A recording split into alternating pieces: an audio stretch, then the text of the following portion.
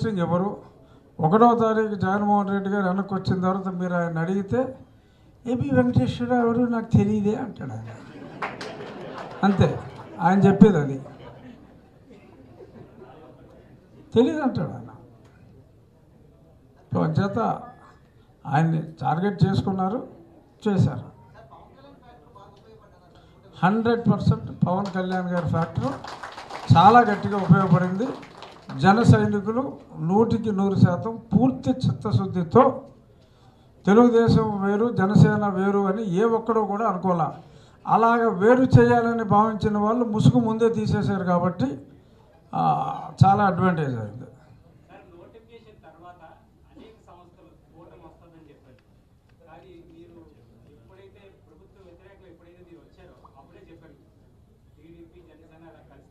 కూటమి ఏర్పడుతుందని 2.5 సంవత్సరాలుగా నేను చెప్తూనే ఉన్నా.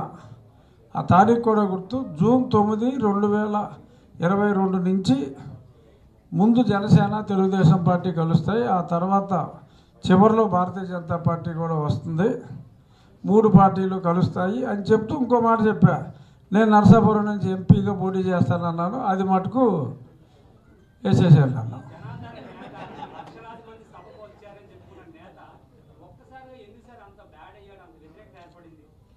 లక్షలాది మందిని తోలుకొచ్చారు, వాళ్ళు రాలా.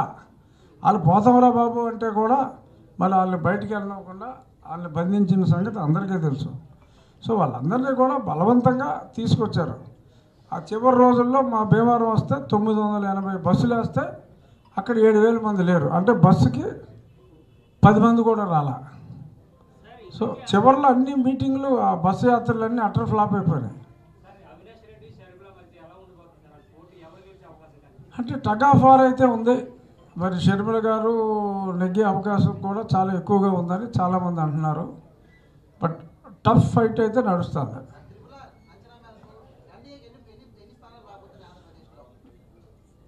దురదృష్టం మమ్మల్ని వెంటాడితే 125, అదృష్టం వెంటాడితే 150 దాడుతుంది.